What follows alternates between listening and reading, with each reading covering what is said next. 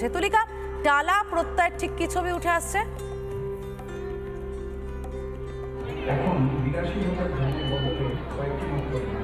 দেখো আজকে পঞ্চমী আর পঞ্চমীর দিন বিকেল 4টার সময় একটুখানি আমি অমিতকে সেই ছবিটা দেখানোর কথা বলবো। ভিড় কার্যত এই মুহূর্তে প্রচুর রয়েছে, প্রচুর দর্শনার্থীরা আসছেন, তাদের সঙ্গে কথা বলার চেষ্টা করবো। টালা প্রত্যয় পুজো কেমন লাগছে? ভীষণ সুন্দর লাগছে, আমাদের ফার্স্ট ঠাকুর দেখা অসাধারণ। আর কি প্ল্যান রয়েছে? আপাতত নর্থ ক্যালকাটার হাতিবাগান সার্বজনীন, তারপর কাশী বসলেন, ওগুলো দেখা বাকি আছে।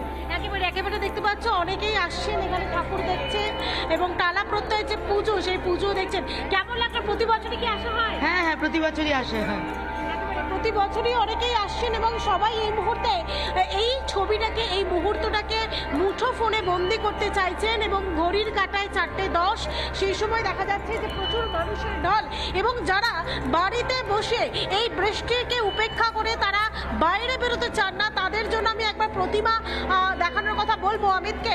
তুমি দেখতে পাচ্ছ এই মুহূর্তে এই টালা প্রত্যয় এবছর শতবর্ষে পদার্পণ করেছে এবং এই বছরের থিম বীজ অঙ্গন, যেখানে বীজ থেকে চারা গাছের জন্ম হয়, খাদ্যশস্য তৈরি হয়, কিন্তু ফলন বেশি হওয়ার জন্য যেরকম ভাবে বীজে কীটনাশক মেশানো হচ্ছে, সার মেশানো হচ্ছে, তারই একটা প্রতিচ্ছবি তুলে ধরেছেন শিল্পী ভবতোষ সুতার এবং তার প্রত্যেকটি শিল্পের যে নিপুণতার মধ্যে সেই ছবি ফুটে উঠেছে, যেখানে মা দুর্গাকে একজন চাষি হিসেবে দেখানো হয়েছে এবং তার সঙ্গে লাঙলও দেখানো হয়েছে এই মুহূর্তে তুমি দেখতে পাচ্ছ এবং যে খাদ্যশস্য, সেই খাদ্যশস্য ফলন বেশি হওয়ার জন্য যেভাবে কীটনাশক সার এইসব মেশানো হচ্ছে সেটাই মানুষের সামনে তুলে ধরা হচ্ছে, অর্থাৎ মানুষই যে মানুষের ক্ষতি করে সেই ছবি তুলে ধরা হচ্ছে। এবং আমি আরও একবার বলবো গোটা মণ্ডপটা একবার দেখানোর জন্য অমিতকে।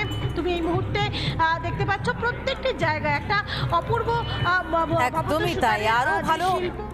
আরো ভালোভাবে মানে পুজো দেখো, ছবি তোলো এবং সেই ছবি আমরা লাগাতার দেখাবো দর্শকদেরকে।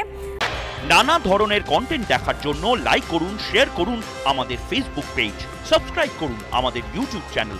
পাশাপাশি অন্যান্য ব্রেকিং নিউজের জন্য অবশ্যই চোখ রাখুন রিপাবলিক বাংলায়।